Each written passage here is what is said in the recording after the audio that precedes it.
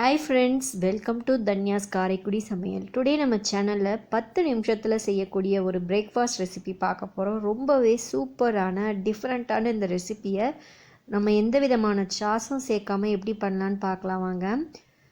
ரொம்பவே ஈஸியான இந்த ரெசிப்பியை பிகினர்ஸ் கூட ரொம்ப சுலபமாக செய்யலாம். வாங்க இனி நம்ம இதை எப்படி பண்ணலான்னு பார்க்கலாம். ஒரு 7 ஸ்லைஸ் ப்ரெட்டு நான் இன்றைக்கி எடுத்திருக்கேன். அதை நான் இந்த மாதிரி ஃபஸ்ட்டு கட் பண்ணிக்கிறேன்.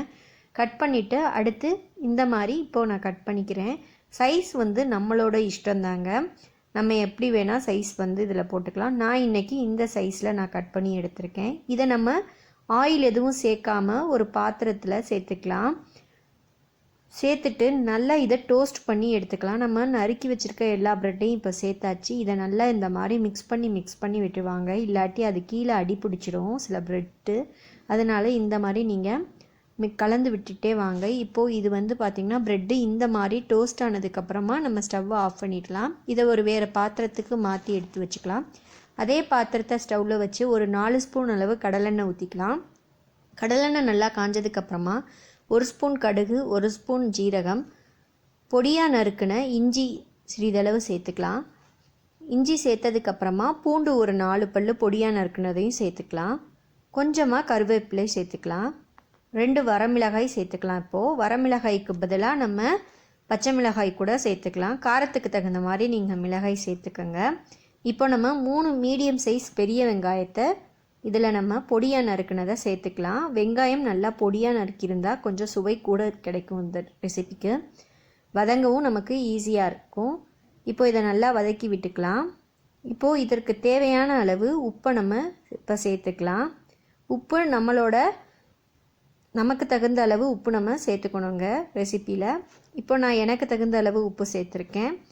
இப்போ நான் உப்பு சேர்த்ததுக்கப்புறமா நல்லா இதை எல்லா பக்கமும் உப்பு மிக்ஸ் ஆகிற மாதிரி கலந்து விட்டுக்கிறேன். இப்போது நல்லா வெங்காயம் நல்லா கோல்டன் ப்ரௌனாக வர வரைக்கும் நம்ம வெயிட் பண்ணலாம். வெங்காயத்தோட கலர் வந்து நல்லா சேஞ்ச் ஆகி வரணுங்க. வெங்காயம் வந்து நல்லா வதங்கி வந்துட்டுருக்கு. மீடியம் ஃப்ளேமில் வச்சு நம்ம இதை வதக்கிக்கலாம். இப்போ வெங்காயத்தோட கலர் சேஞ்ச் ஆகி வந்துடுச்சு. இந்த ஸ்டேஜில் 2 மீடியம் சைஸ் பொடியாக நறுக்குன தக்காளியை சேர்த்துக்கலாம். நம்ம இதில் பார்த்திங்கன்னா எந்த விதமான சாஸும் சேர்க்காததுனால தக்காளியை நல்லா இந்த மாதிரி பொடியாக நறுக்கி சேர்த்திங்கன்னா கொஞ்சம் வதங்குறதுக்கு நமக்கு ஈஸியாக இருக்கும். நல்லா தக்காளி வதங்கி வரட்டும். நல்லா குழைவாக வெந்து வரணும் தக்காளி. நல்லா தக்காளி இந்த ஸ்டேஜில் வந்ததுக்கப்புறமா நம்ம பொடியாக நறுக்கின ஒரு மீடியம் சைஸ் குடமிளகாயை சேர்த்துக்கலாம்.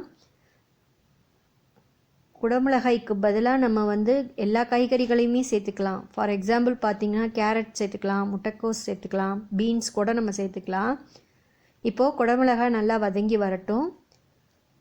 அது வரைக்கும் நம்ம இது மாதிரி நல்லா மிக்ஸ் பண்ணி விட்டுக்கலாம். மீடியம் ஃப்ளேமில் வச்சு நீங்கள் இதை வேக விட்டுட்டு வாங்க. குடமிளகாய் இப்போ நல்லா வெந்து வந்துருச்சு. இந்த ஸ்டேஜில் நம்ம 1.5 ஸ்பூன் அளவு கரம் மசாலா, காரத்துக்கு தகுந்த மாதிரி மிளகாய்த்தூள் சேர்த்துக்கலாம். நான் இன்றைக்கி 1.5 ஸ்பூன் அளவு மிளகாய்த்தூள் சேர்த்துருக்கேன்.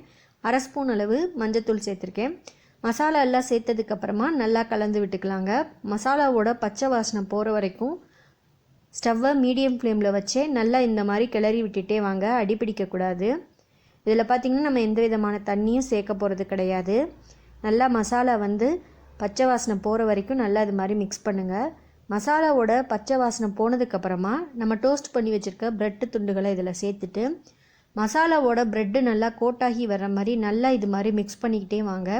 இது ஒரு 2லேருந்து 3 நிமிஷம் வரைக்கும் நம்ம மசாலா வந்து ப்ரெட்டுகளோட கோட்டாகிறதுக்கு டைம் எடுக்கும். அதனால் நீங்கள் வந்து இது மாதிரி மிக்ஸ் பண்ணி விட்டுட்டே வாங்க. ஸ்டவ் கண்டிப்பாக மீடியம் ஃப்ளேமில் தாங்க இருக்கணும், இல்லாட்டி மசாலா வந்து கீழே உங்களுக்கு பாத்திரத்தில் அடிப்பிடிக்க வாய்ப்பு இருக்குது. இந்த மாதிரி நல்லா மிக்ஸ் பண்ணி விட்டுட்டு வாங்க. மசாலா எல்லா பக்கமும் நல்லா சார்ந்து வந்துடும். இந்த மாதிரி மசாலா நல்லா சார்ந்து வந்ததுக்கப்புறமா பொடியாக நறுக்குன கொத்தமல்லியை கொஞ்சம் சேர்த்துக்கலாம். கொத்தமல்லி சேர்த்ததுக்கப்புறமா நல்லா மிக்ஸ் பண்ணி விட்டுட்டு ஸ்டவ்வை ஆஃப் பண்ணிவிடுங்க. ரொம்பவே சூப்பரான ப்ரெட் சில்லி அல்லது ப்ரெட் மஞ்சூரியனுங்கிறது ரெடி ஆகிடுச்சு.